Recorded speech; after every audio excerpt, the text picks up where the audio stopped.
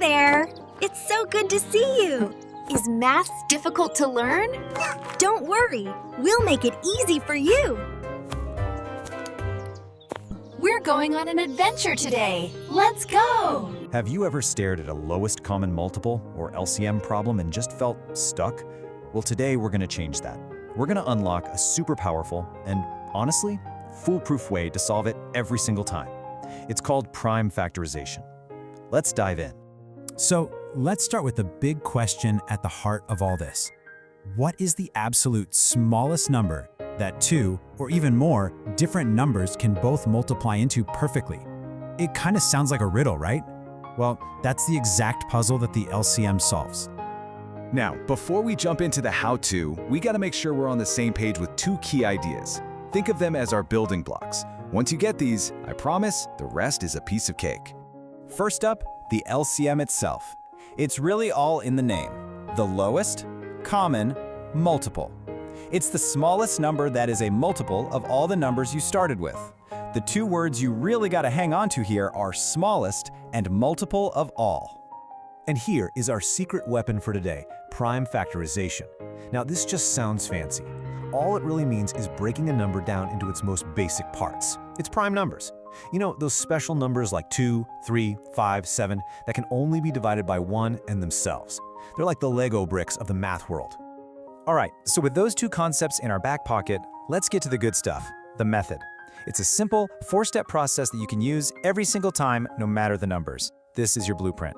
And here it is. Step 1, break down each number into its prime factors. Step 2, make a list of all the different or unique prime factors you see. Step 3, and listen up, because this is the most important part. For each of those unique factors, you have to pick the one with the highest power. And finally, step 4, just multiply those highest power champions together. That's it. Okay, talking about it is one thing, but let's actually see this blueprint work. It's time to get our hands dirty and put this method to the test with a few real examples. Here we go. Challenge number 1.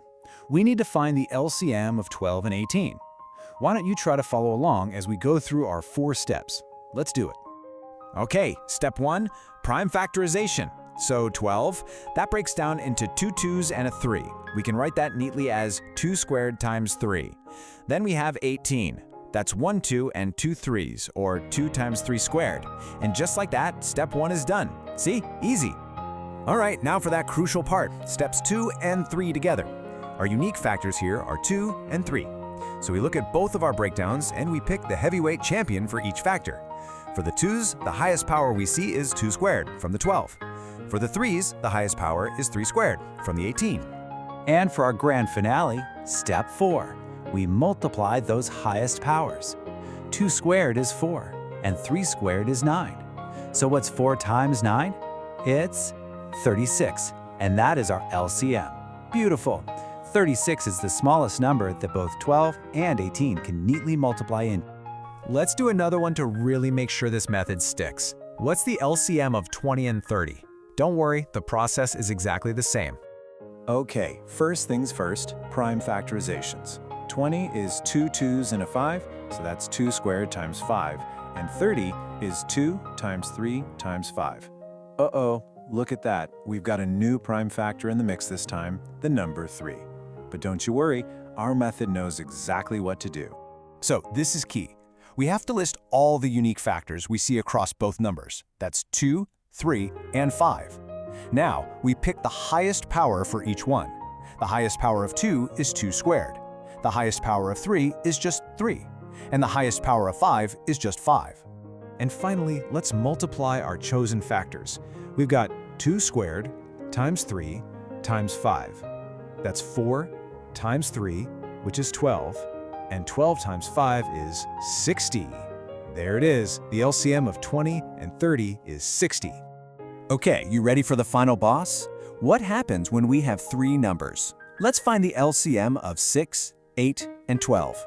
Now, the really cool thing here is that our method doesn't change one bit. Let's prove it. As always, we start by breaking them all down. 6 is just 2 times 3. 8 is 2 times 2 times 2, or 2 cubed. And 12 is 2 2s and a 3, so that's 2 squared times 3. Great, all our building blocks are on the table. Now we scan across all three of our lists. The only unique primes we have are still just 2 and 3. So what's the single highest power of 2 we can find anywhere? Well, that's 2 cubed, coming from the 8. And what's the highest power of 3? It's just 3 to the power of 1, which we see in both the 6 and the 12. And you know what to do now. We multiply those highest powers. We take that 2 cubed and multiply it by 3. That's 8 times 3, which gives us 24. And that's our answer. The LCM of 6, 8, and 12 is 24. See? The method is an absolute rock star. Fantastic job! We've seen the method, we've used it. Now let's do a super quick review of the key rules to make sure this all really sticks in your brain. So just remember these things. 1. Get your prime factors right. 2. Make sure you grab every unique factor you see in the list. 3. Always, and I mean always, choose the highest power you can find for each factor. 4. Multiply them up. And 5. A quick little sanity check. Your answer, the LCM, is always going to be bigger than or equal to your starting numbers. And look, if you walk away and forget everything else, just remember this one simple trick. When you see LCM, I want you to think all and highest power. You collect all the unique prime factors and you select their highest power. That's the entire method right there in 4 little words. So there you have it. You've officially mastered the how. You have a foolproof method for finding the LCM. But I want to leave you with a bigger question. Now that you know how to do it, where do you think you might actually use this in the real world? Think about things that happen in cycles, or planning events, or even cooking. The applications are everywhere once you start looking. Thanks for hanging out with me today.